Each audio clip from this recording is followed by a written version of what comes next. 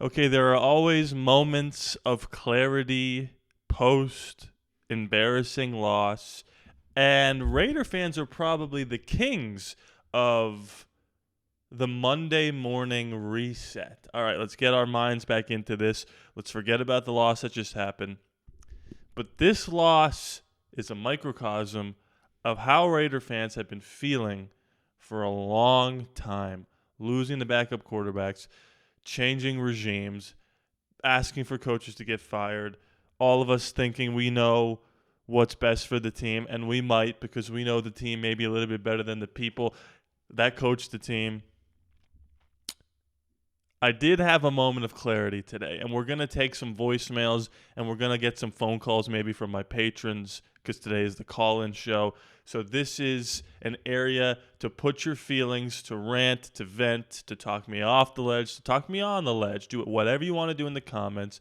And like I said before in my last video, if you ever want to leave a voicemail that could be played potentially on the show, 725-253-0264, or if you're a $5 patron or a YouTube member, you can call in live, which I'm sure I'm going to get some callers today. If not, that's okay. You know, I think the reason why this is so frustrating, even though a lot of people like myself had us going 1-2 to start the season, it's not even that Marcus Mariota played, because like he played well. Like him and Jaden Daniels have similar play styles. Obviously Jaden's better, but that might have been the same game no matter who played at quarterback between those two teams or those two players. The reason why it feels really bad right now is because it doesn't look like we can go 9-8. This looks like it did last year. It looks like 4-13. And obviously it starts with the offensive line. And I have a lot of people in my comments and in my voicemails talking about, well, what are we supposed to do? Like, as fans of this franchise, are we supposed to give up? Are we supposed to just like fire everybody again? How do we get back to what we want to be, right? And there's a voicemail that talks about this specifically that I'll play in a little bit. There are some things to take away from this game that could maybe make you feel a little bit better. But I actually want to pull up a scene from one of my favorite movies of all time. And I need you to stay with me here because I think this is a life lesson I take from this movie. And it might serve Raider fans well that are feeling in this moment like nothing is possible. It's the end of the movie The Martian. If you haven't seen The Martian and you don't want it to be spoiled, maybe skip ahead a little bit in this video. But he's talking about, he being Matt Damon, the main character in the movie, is talking about how he's able to problem solve when there's life and death. And this is kind of what I'm taking away from thinking about how we fix this football team. So I'm going to pull this up right here. And we're going to listen for 30 seconds to Matt Damon. At some point, everything's going to go south on you. Everything's going to go south, and you're going to say, this is it. This is how I end. Now, you can either accept that or you can get to work. That's all it is. You just begin. You do the math. You solve one problem, then you solve the next one, and then the next. And if you solve enough problems, you get to come home. All right. Questions? And I imagine that's going to be the comment section raising their hand telling me what the next problem is and what the next problem is. Now, first of all, great life lesson. If you ever feel super anxious about a situation, you've got too much homework to do, you've got too much to do in your relationship, you've got too much to do with your kids, focus on what the actual next step is. Get it done. If you solve enough problems, you get to come home.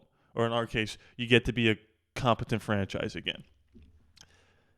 The first problem we had to solve was getting people in the building that have proven at the positions that they have that they know what they're doing.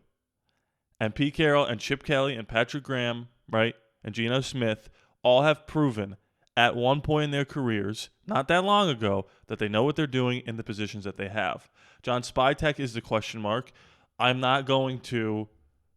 I see some people saying, Spytek needs to answer for this. It's like, we can't do this. 3 games into the season, we can't go from best draft class of all time to what is that? That's a terrible product on the field.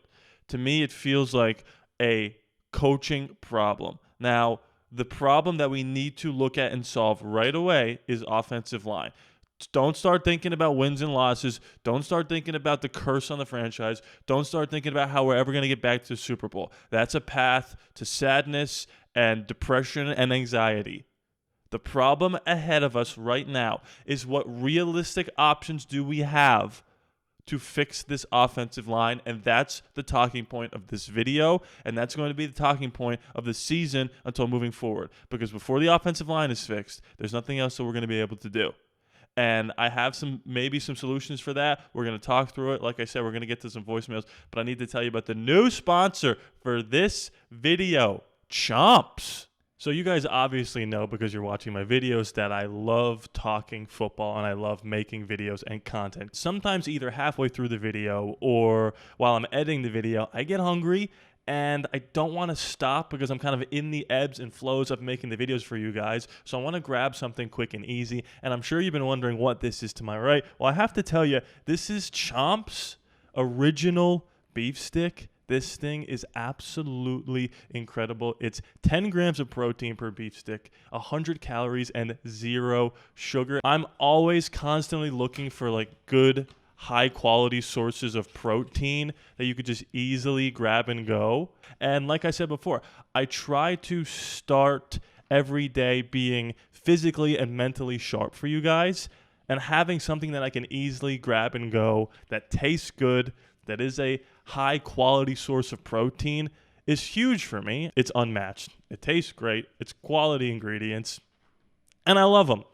Let me know down below. Have you had these? What flavors do you like? And what flavors would you like them to make going forward? And of course, make sure to click the link below to learn more about Chomps. Shout out to Chomps. Link in the description below. They are very good. I eat one literally every time before I start recording these videos. Okay, so let me just open the phone lines here because it's about to be time for us to maybe take a call or two. All right, I'm receiving calls. If you become a $5 patron or YouTube member, you know when I'm recording these videos to be able to call in, blah, blah, blah. You get the drill. And then we got some voicemails here in a second. But before we go to the voicemails, I'm going to give some people some time to call and talk about solving the problem, doing the math, the offensive line. And then we're going to get into,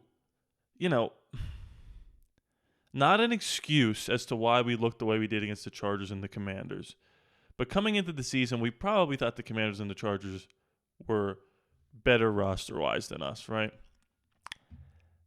So, there is something to the way the schedule has laid out. We can discuss that in a little bit. I'm not here to try to convince you that the team is actually good and we just got screwed with the schedule. No, we look like a really bad team so far. But there is something about the schedule we could talk about in a little bit. The offensive line. So what can we do? Now, everyone's going to go immediately, fire the coach, fire the coach. I'm not that guy. I wasn't that guy last year with Luke Getsy. Probably should have fired Luke Getsy. I don't know what he was supposed to do with the offensive line and the running game and Gardner Minshew playing quarterback, but he wasn't a great offensive coordinator either. You can't function without an offensive line, and maybe it is Brendan Carroll who the problem is. Before you go out and fire the coach, because you can't undo that, right? I do think you need to make player personnel changes to see if those different player personnel changes can have a positive impact on how we feel about Brendan Carroll. So what can you do? It's tough, but you have to maybe consider putting Charles Grant and Caleb Rogers in the game. Now, in the preseason, they didn't look good, and I'm hesitant to do that, to put them in the game, because I don't know if they're ready. I really don't. They didn't look good in the preseason, but they were also playing with a bunch of other backups, and maybe they look significantly better. If Caleb Rogers is in between JPJ at center and Colton Miller at left tackle, maybe he looks significantly better. Now, a lot of people are saying put Charles Grant at right guard and put Caleb Rogers at left guard with JPJ in the middle. I got another interesting theory to throw at you here, because DJ Glaze, I actually think DJ Glaze is okay. I think he had a really bad game yesterday, and that happens from time to time. Colton Miller has bad games, right? I think DJ Glaze could be a good right tackle, but maybe for right now, the best situation for us for the interior of the offensive line is to go JPJ at center. I don't know if you want to keep putting Parham out there left guard or throw in Caleb Rogers. We can have that separate discussion. Obviously, Colton Miller's at left tackle. I think you should put DJ Glaze at right guard because he's a big dude. There's no defensive tackles that are going to push him back, save for a couple of guys on the Philadelphia Eagles and maybe Chris Jones. And then you put Charles Grant, who was a right tackle in college, at right tackle. When we drafted DJ Glaze, he was supposed to be the right tackle, but people talked about him being a swing, hybrid guard tackle. He's on the right side, so slip him into right guard with JPJ at center, Dylan Parham or Charles Grant at left guard, Colton Miller at left tackle, and Caleb Rogers at left guard, and Charles Grant at right tackle. Now, again, I don't know if he's ready for that, but if we're sitting here and we're trying to solve the problem and do the math, I think the likelihood of our offensive line improving in the interior goes up more if DJ Glaze is at that spot. And you can do different things to help the rookie out there at right tackle. You can chip with the tight end. You could chip with the running back. You can run to the left side. You can roll out to the left side. You can move the pocket around. You can call plays that have quicker, action in terms of different receivers running shorter routes. I do think you have to, at the very, very least, try Jackson Powers-Johnson at center. I don't know if week 4 is late enough on the schedule for the coaches to start to do this. I don't know if you're going to see a change other than JPJ going back to right guard because he's fully healthy now. I think it's more likely that you're going to get the same line that you got the first 2 weeks or the first week with JPJ at right guard, Meredith at center, and Parham at left guard. At the very least, I would switch Meredith and JPJ. The next step would be, one of the rookies instead of Meredith and Parham, or both instead of Meredith and Parham. And then the step that I'm suggesting is DJ Glaze at guard, Grant at right tackle. You've also got Will Putnam and Stone Forsythe. That doesn't do much for me, but I don't know. You just got to, before you just go out and fire the coach, and Pete Carroll's his press conference right now, so I'm interested to see what he's saying. But before you go out and just fire the coach, I do think you need to try to mix up the player personnel. If the player personnel doesn't work out, if JPJ looks bad at center, then you have to get rid of Brendan Carroll. It is what it is. But I'm not going to call for a coach's job. I've never been that guy a few weeks into the season, and I will continue to be consistent, even if people don't like it. Now, I don't remember who said this. I think it was Sanjeet. Forgive me if I'm wrong to whoever said this, Raider YouTuber out there. I think it was him. But he did shine a light on the fact that our schedule lined up to where, obviously, week 1, we had to travel. 10 a.m. body clock. Tough game, but we figured out a way to win that game. Week 2, the Chargers were coming off of a Friday football game where they had, and we played Monday night, so they had 10 days to prepare for us when we only had, 7. And then the next game, it's Monday to Sunday, short week, 10 a.m. body clock, can't hit in practice because it is a short week. And the team that we played is coming off a Thursday night game where, again, they had 10 days to prepare for us. And it's not like we're going up against some scrub coaching staff with Dan Quinn and Cliff Kingsbury and, Harbaugh and Jesse Minters. They had a lot of time to prepare for us, and it showed. And I think what's super unfortunate is that's just the way the schedule fell. Now, again, I am not claiming that the Raiders are actually better than these teams and that's the reason why they lost. And if we had 10 days, we would have looked amazing. What I am saying is that it's a tough stretch of games. And if we end the season 9-8, it's not going to matter that a couple of the games didn't look particularly competitive.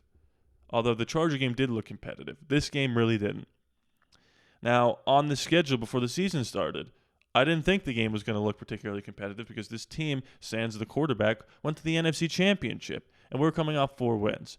But when Marcus Mariota is your starting quarterback, and it's not Jane Daniels, you expect to look a little bit better. And the problem is, as soon as the game started, we just didn't have a chance with the line that was going out there. And that's the problem, and that's the issue. So if you want to sit down and do the math and solve one problem and solve the next, we just have to focus on how to fix this offensive line. And it doesn't help by screaming and yelling. I understand if that's the way that you get your energy out there into the world, that's totally fine. I'm not a screamer and a yeller. We got to look at this from a logical approach. What can we do to improve the team right now? Is it play some of the young guys because it can't get any worse? Is it reshuffle some of the people? Is it get a new coach in there? Is it not fire Brendan Carroll but let Joe Philbin take over the reins a little bit and kind of help him, right? I think that is a stepping stone into getting the offensive line to look better. The play calling probably needs to change a little bit too. It's unfortunate because we have all these deep weapons and we want to take shots down the field, and I could see the frustration in Chip Kelly every time Geno Smith gets sacked because he doesn't have time to execute the play. But for right now, we might have to pull back the reins a little bit and continue to try to run the football, even though Ashton Genty's getting hit behind the line of scrimmage about 50% of the times that he touches the football. So that's really tough, but that's okay. We're going to get into some voicemails here and potentially some phone calls. Here's the first one. Hey, Rodney. This is Ross. I've been a Raider fan since 1963, so that'll tell you something. This is a joke right now. So, answer this question. When JPJ played center last year, do you think it was coincidence that Sincere McCormick, of all people, averaged almost 5 yards a carry? Yeah, me too. This is ridiculous. I mean, Sonny Boy, Carroll, ought to be fired.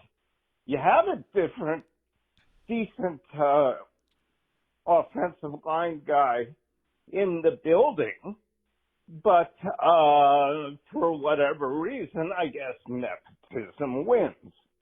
So, is it bad talent, or is it the scheme, or is it both? I mean, this has been the most disappointing season. There have been a lot of them, but unbelievable. Anyway, great show, and hope to hear your comments. Thanks. Bye. Okay, thank you to Ross for the passionate comment. Look, I totally understand. Yeah, this is definitely one of the more disappointing seasons so far, just because of the the coaching staff and the players that we have. I can't answer the question: is it scheme? Is it players? I can't do that because I'm not like a scout, right? But what I can tell you is this: everyone who was claiming and that was begging for JPJ to start at center, you guys are right. I mean, you said it yourself, Sincere McCormick. 5 yards a rush last year. And Sincere McCormick is not a great player. So, if you can have a center that opens a lane one way or another, even if you have two weak guards, that makes a world of difference. And he was doing that last year. JPJ at center. And maybe you're going to have a bad snap or two. And maybe you're going to miss a blitz or two. But I think I'll take that right now. Because you're having bad snaps and you're missing blitzes without him at center. And if the continuity gets screwed up by shuffling it around, who cares? Because the continuity is already not helping as it is. And I think JPJ absolutely needs to play center, and I think you're on to something. And I think at the very least that's what they need to do. I don't know if they're going to do it. I don't foresee them doing that in week 4. I could be wrong.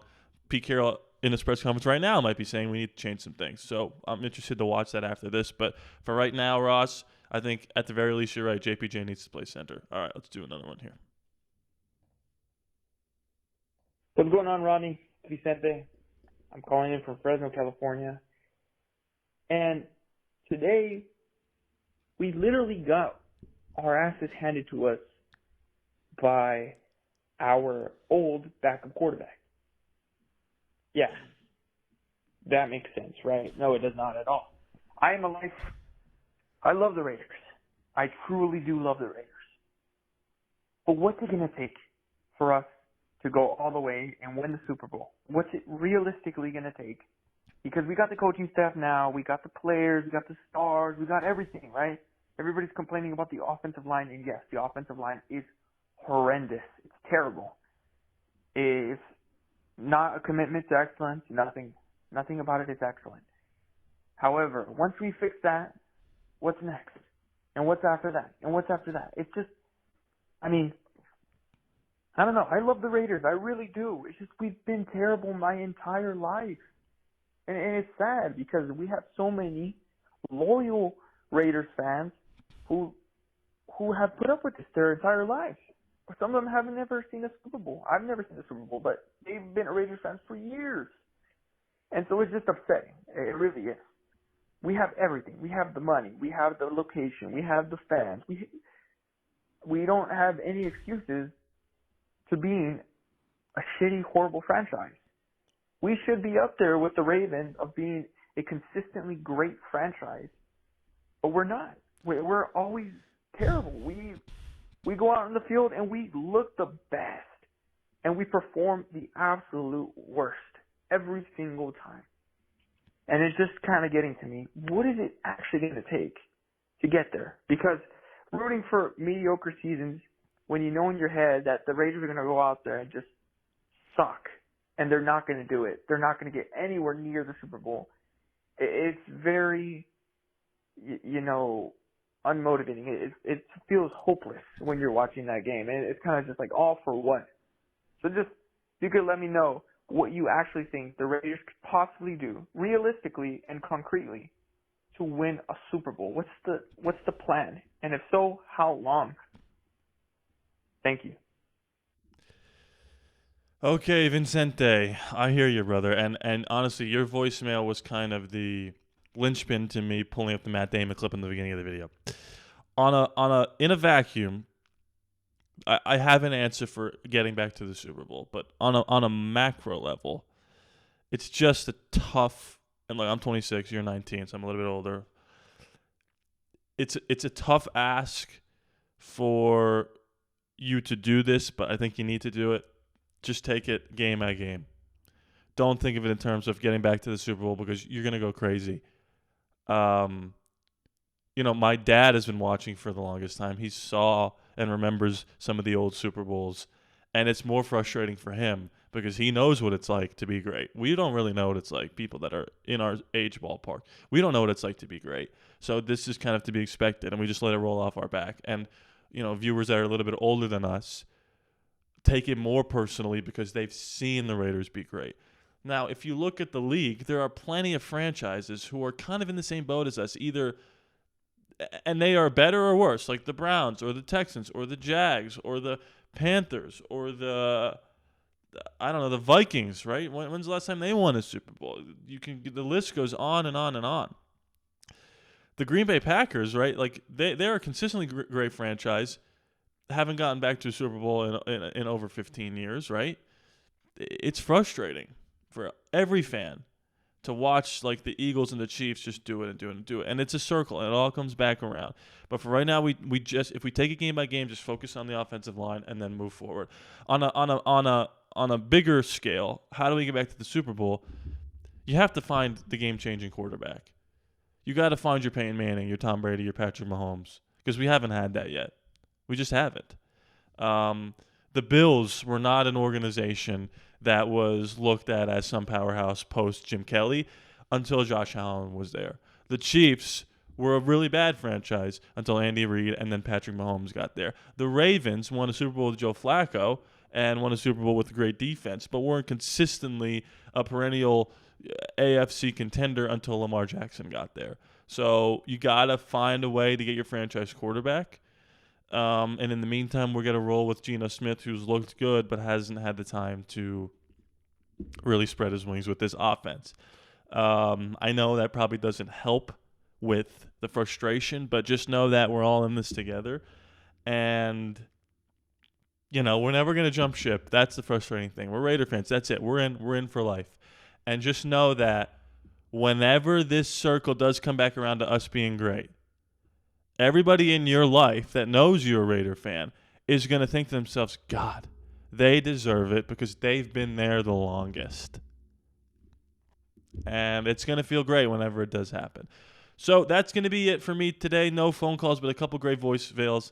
There's that number again one more time if you want to save it and call me anytime, day or night. If you are a $5 patron or YouTube member, you are able to call in. Shout out to Chomps. Shout out to all my executive producers at those different Patreon and YouTube membership levels. Thank you so much for watching. Please be sure to subscribe. It is free after all, no charge to you. I love you guys, and I will see you next time.